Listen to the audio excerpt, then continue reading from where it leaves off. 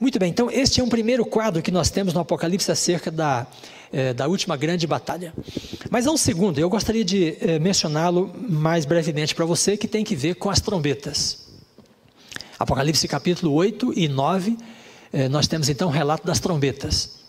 O que são as trombetas? Há muitas interpretações, você pode encontrar talvez pelo menos umas 6 ou 8 principais. Porém, as interpretações mais garantidas, mais seguras, são aquelas que entendem que as trombetas vão desde o tempo de Cristo, com a queda de Jerusalém, até a sua segunda vinda. Então, as trombetas são um conjunto de juízos que Deus impõe sobre as nações durante a história, especialmente as nações ou os povos que combatem contra o seu povo. Muito bem, nesta perspectiva, então, nós entendemos que a quinta e a sexta trombeta deve se referir ao contexto dos séculos 19, 20 e 21, ou até o momento da segunda vinda de Cristo. Na quinta trombeta, a imagem que nos é dada é de que um anjo caído do céu recebe a chave do poço do abismo. Essa é uma imagem bastante curiosa, porque a chave do poço do abismo é dada e o anjo abre esse poço. E então João diz que sai uma fumaça do abismo, e essa fumaça escurece boa parte do céu. E da fumaça saem então gafanhotos. E ele diz que os gafanhotos têm uma picada como de escorpiões, e eles atacam as pessoas com as suas caudas, mas somente aquelas que não têm o selo de Deus. Olha, essa é uma informação importante aqui na quinta trombeta, porque o selo de Deus tem a ver com a restauração do sábado, da mensagem da criação, e portanto a quinta trombeta deve estar tratando de um momento em que algumas pessoas já têm o selo de Deus. Agora, o que é essa imagem de um abismo que é aberto? E então dali sai uma fumaça com esses gafanhotos. Muito bem, eu vou explorar 2 pontos da visão apenas. Primeiro, o abismo, no contexto bíblico, não é um local geográfico, mas uma metáfora de confinamento. Então, em Apocalipse 11, diz que uma besta sai do abismo, e ela peleja contra as 2 testemunhas, que são a palavra de Deus. Em Apocalipse 17, diz que a besta escarlate também sai do abismo. Então, o abismo é um lugar de onde saem poderes que estão restringidos, que estão confinados, e lhes são permitidos, então, alguns momentos de atuação. O abismo também aparece no Apocalipse, no capítulo 20, quando Satanás é preso após a segunda vinda de Cristo. No contexto da segunda vinda, ele é preso por 1000 anos no abismo.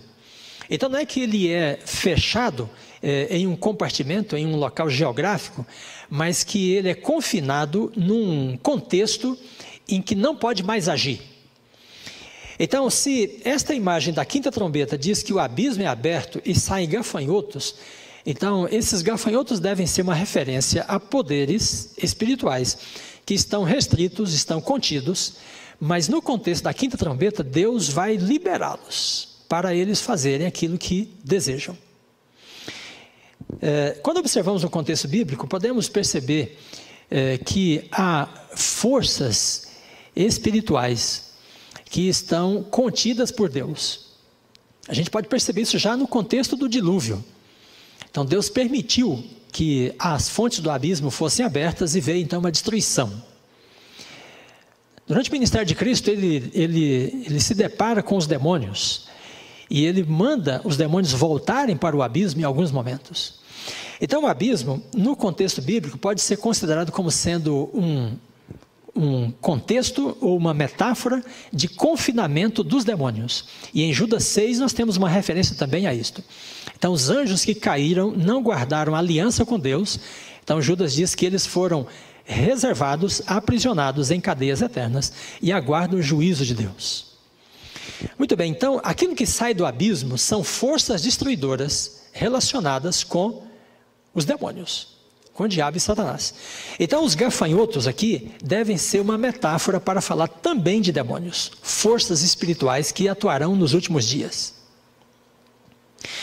Agora veja, curiosamente, os gafanhotos atingem as pessoas com as suas caudas. Então, por que João observou esse detalhe, né, da cauda? É que em Apocalipse 12, ele faz uma outra menção à cauda, é a cauda do dragão. Ele diz que o dragão de 7 cabeças, arrasta a terça parte das estrelas com a sua cauda. As estrelas no Apocalipse são referências a anjos também. Então, quando diz que o dragão arrasta a terça parte das estrelas, significa que ele convence, ele traz para o seu lado a terça parte dos anjos. Mas o que significa aqui a cauda?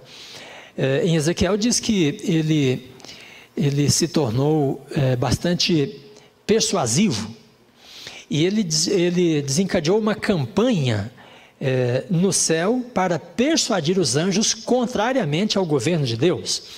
Então, quando João fala no Apocalipse, ou faz essa referência à cauda do dragão, ele está falando de um poder de persuasão, um poder de convencimento, através de um discurso, de uma campanha, em favor de determinada causa.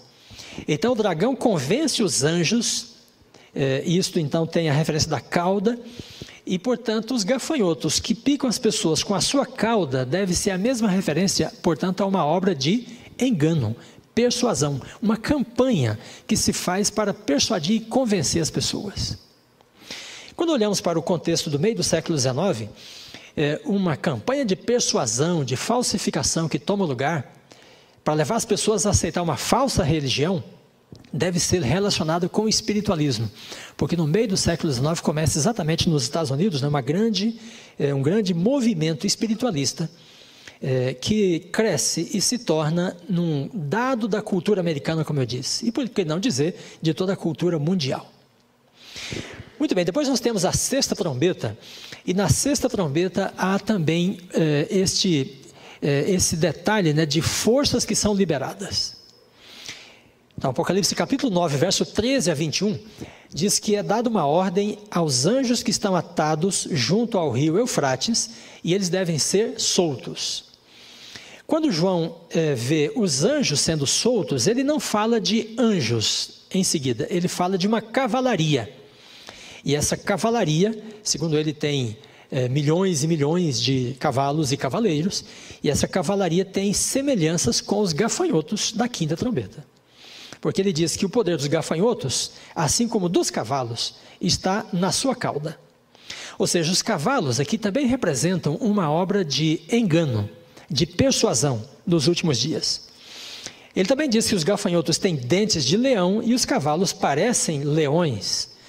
Então, essa comparação entre os gafanhotos e os cavalos deve nos indicar que a quinta trombeta e a sexta representam o mesmo movimento, um mesmo evento de falsificação, de engano no mundo, que, porém, da quinta trombeta para a sexta tem, vamos dizer, passa por um movimento de intensificação.